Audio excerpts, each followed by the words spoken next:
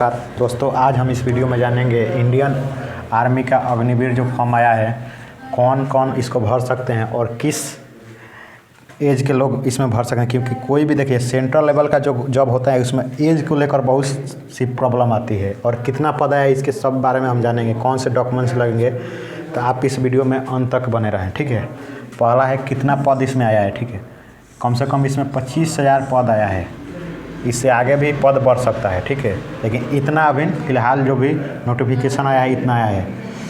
Form जो भरा जाएगा कौन से मोड में भरा जाएगा, इसमें भरा जाएगा ऑनलाइन मोड में, यानी फॉर्म जो गिरेगा ऑनलाइन गिरेगा, ठीक है। दूसरा क्वेश्चन है कि कौन फॉर्म भर सकता है। देखिए, आप भारतीय होना चाहिए, आप भले अंडमान निकोबार से काहे नहीं हो, लेकिन भारतीय होना चाहिए। लक्षद्वीप से काहे नहीं हो, क्या होना चाहिए, भारतीय होना चाहिए। इसमें कोई भी भारतीय भर सकते हैं। उम्र सीमा क्या है, क्योंकि सबसे ज़्यादा इम्पोर्टेंट यही है, क्योंकि उम्र को लेकर ही इसमें ज़्यादा प्रॉब्लम देखने को होता है। देखिए, मिनिमम एज जो दिया गया है ना 17.5 ईयर्स, यानी कि मान लीजिए कि 17 साल दिया गया है और मैक्सिमम 27 साल इसमें भर सकते हैं। यानी 17 साल से लेकर 27 साल के जो भी अंदर आते हैं एज में इसको भर सकते हैं। पहली बात है कि अगर इसमें मिनिमम सैलरी कितना है, अगर देखिए इसमें अगर आपका जॉब हो जाता है तो मिनिमम सैलरी आपका 30,000 से स्टार्टिंग है और सब जोड़ कर आपको 35 से 40,000 के आसपास पहुंच जाता है, ठीक है। अगला क्वेश्चन है, मानिए तो ये सब हम जान गए, लेकिन इसको भरने के लिए फॉर्म कौन कौन से एजुकेशन क्वालिफिकेशन चाहिए। देखिए, इसमें 8 वाला भी भर सकता है, 10th वाला भी और 12th पास भी। ये सभी जो भी एजुकेशन को फॉलो करते हैं वो आराम से इस फॉर्म को भर सकते हैं, उनको कोई दिक्कत आने वाला नहीं है, ठीक है। और सबसे मोस्ट इम्पोर्टेंट है क्या कि इसमें डॉक्यूमेंट्स कौन लगेगा, क्योंकि डॉक्यूमेंट्स बहुत इंपॉर्टेंट होता है। दूसरा एज और डॉक्यूमेंट्स में बहुत इंपॉर्टेंट होता है इस जॉब में। देखिए, पासपोर्ट साइज़ फ़ोटो आपको लगना चाहिए, आपको 4-5 पासपोर्ट साइज़ करा कर रख लेना चाहिए, ठीक है। दूसरा है सिग्नेचर। तीसरा है आधार कार्ड। आधार कार्ड में जो अगर माता पिता का नाम है, जैसे कि मानिए कि आधार कार्ड में जैसे माता के नाम में स्पेलिंग मानिए कि जैसे मानिए दीपक है तो दीपक में डबल ई है, तो सभी आपके भी डबल ई होना चाहिए। ये नहीं कि एक जगह DI लिखना होना चाहिए और एक में DEE। अगर स्पेस में है तो स्पेस में होना चाहिए, अगर स्पेस नहीं है तो विदाउट स्पेस होना चाहिए।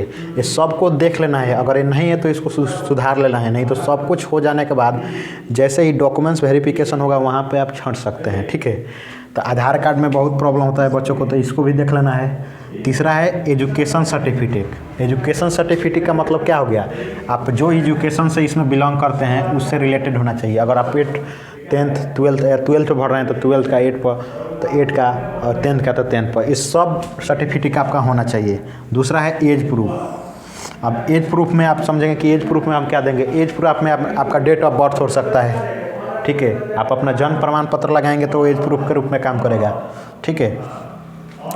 अब ये सब हो गया, हम देख लिए कितना पद है, फॉर्म भरने का मोड क्या है, कौन भर सकता है, उम्र सीमा क्या है, सैलरी भी देख लिए, एजुकेशन क्वालिफिकेशन, डॉक्यूमेंट्स देख लिए। अब देखेंगे कि मानिए ये फॉर्म सब इस क्राइटेरिया में हमारे हैं, तो अब इस फॉर्म को भरने में कितना रुपये लगेगा।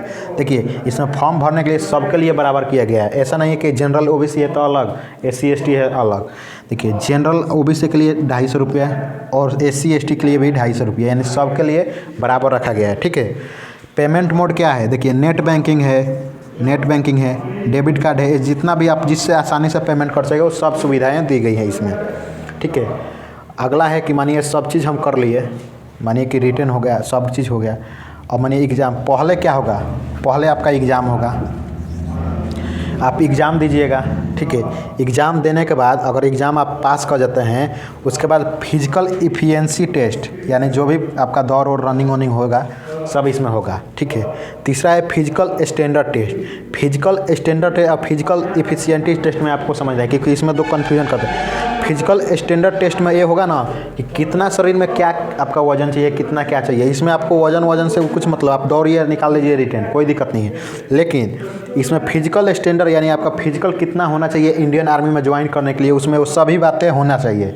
अगर इसको आप फॉलो करते हैं तो इसमें ज्वाइन रहिएगा, नहीं तो आप छट जाइएगा। जैसे कि आप देखते होंगे कोई लड़कियों का ज़्यादा वजन कम हो जाता है तो उसमें फिजिकल स्टैंडर्ड टेस्ट में वो लोग छट जाती हैं, ठीक है। दूसरा कि इसमें जेंट्स का भी होता है, समझ में आ रहा है ना। तो इसमें सभी आ जाएगा आपका जो जो ज़रूरी है जाने के लिए इंडियन आर्मी में, वो सब है ना। मानिए किसी का हाथ एक टेढ़ा है, ठीक है, दूसरा सही है, तो या तो टेढ़ा होना, तो दोनों टेढ़ा होना चाहिए, ताकि वो जोर लेगा कि हाँ वो बर्थ से ही है। नहीं तो अगर एक टेढ़ा है एक सीधा है तो एथी घोषित कर देगा। इसमें फिजिकल एफिशिएंसी टेस्ट में छटेगा, इसमें नहीं छटेगा, ठीक है। तो इसमें दोनों में आप अंतर समझ गए होंगे। तीसरा है डॉक्यूमेंट वेरिफिकेशन, ठीक है। डॉक्यूमेंट वेरिफिकेशन में क्या होगा ना कि इसमें जो भी आपका ये डॉक्यूमेंट्स भरे हैं उसको ओरिजिनल लेना चाहिए। इसमें ओरिजिनल आपका देखेगा, ओरिजिनल के आधार पर आपका ये सब मैच कर रहा है तो आपको डॉक्यूमेंट्स वेरिफिकेशन कर देगा। उसके बाद यहाँ पे टिका लास्ट बजता है आपका मेडिकल, ठीक है। अगर ये आपको फॉलो कर लिए तो उसके बाद से आपको ज्वाइनिंग लेटर मिलेगा। लास्ट क्या है, मेडिकल है। इस सबको करने के बाद लास्ट में आपको मेडिकल है। मेडिकल कर लेने के बाद आपको ज्वाइनिंग लेटर मिल जाएगा और आपको जहाँ पे पोस्ट करना है वो मिल जाएगा। तो इसमें अगर कोई भी डाउट है तो आप कमेंट बॉक्स में अपना कमेंट छोड़ सकते हैं। जो भी डाउट होगा हम उसको, जिस प्रकार का डाउट होगा उस प्रकार का, अगर मानिए कि बड़ा डाउट है तो उसको वीडियो बनाकर सूचित कर देंगे, छोटा डाउट है तो उसमें क्लियर कर देंगे, क्योंकि इसमें और एज में इसी में दिक्कत हो।